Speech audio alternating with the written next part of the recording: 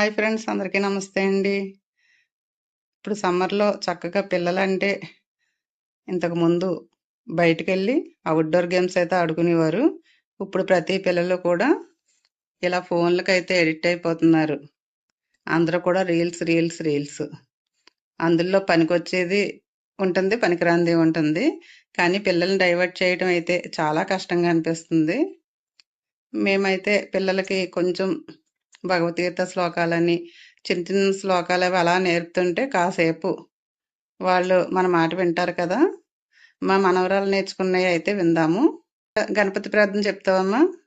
ఓం గణానాం త్వా గణపతిగుం హవామహే కవిం కవీనాముపవస్రవస్తవం జ్యేష్ఠరాజం బ్రహ్మణస్పతానా శృణ్వన్నోతిభిస్సిదసాదనం ప్రణో దేవి సరస్వతి వాజేభిర్వాజినీవతి ధీనామవిత్రేవతు గణేశాయ నమః సరస్వతీ నమః ఓం గురుభ్యో నమః హరి ఓం ఓం శాంతి.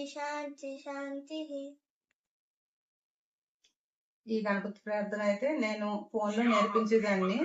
ప్రతి సండే వాళ్ళ నాన్న ఫోన్ చేసినప్పుడు తనని ఫోన్‌లో కూర్చొని ఫోన్‌లోనే చెప్తుంటే 2 లైన్లు ఒక్కొక్క వారం అలా అయితే నేర్చుకునేది. ఎలా చెప్పినా కొంచెం బాగా వింటాది, తొందరగా పట్టేస్తది. దాంతో గణపతి ప్రార్థన అంతా కూడా నేను ఫోన్‌లోనే నేర్పించాను. అలాగే భగవద్గీత శ్లోకాలు కూడా చెప్తాది. చెప్పమ్మా భగవద్గీత.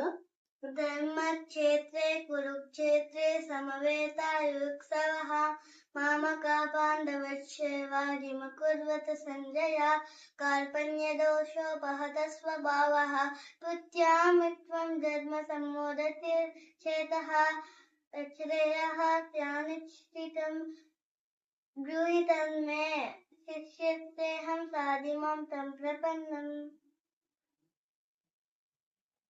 జ్ఞానానందమయం చెప్తావా? చెప్పు. జ్ఞానానందమయం దేవం నిర్మల స్ఫటికాకృతిం ఆధారం సర్వ విద్యానాం హయగ్రీవం ఉపాస్మహే. నెక్స్ట్. ఉగ్రం వీరం మహావిష్ణుం జ్వలంతం సర్వతోముఖం నరసింహం భీషణం భద్రం మృత్యుమమామ్యహం స్వాహా. ఉగ్రం వీరం మహావిష్ణుం జ్వలంతం సర్వతోముఖం నరసింహం భీషణం భద్రం మృత్యుమమామ్యహం స్వాహా. చెప్తే ఏంటి? దానివల్ల ఉపయోగం ఏంటి? నరసింహస్వామి శ్లోకం చెప్తే మనకి ధైర్యం ఇస్తుంది.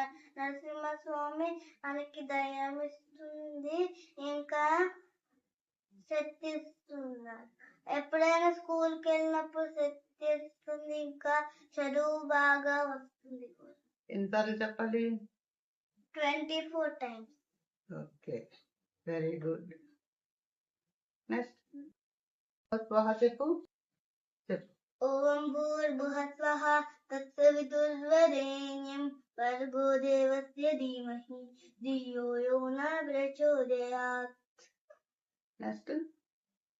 కార్పణ్యదోషో పహత స్వభావః విద్యామిత్వం ధర్మ సమ్మోదయేతః తచ్శ్రేయః స్యానిశ్చితం బ్రూहि తన్మే శిష్యస్तेऽहं సాధిమాం తం ప్రపన్నం.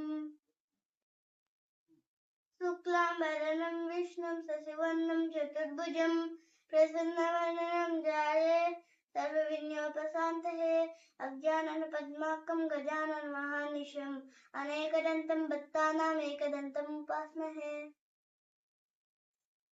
రామచంద్రాయ జనకరాజాయ మనోహరాయ మామకాభీష్టరాజమహితమంగళం కోసలేశాయ మందహాసదాశపోషణాయ వాసవాది వినుత సద్వరాయ మంగళం.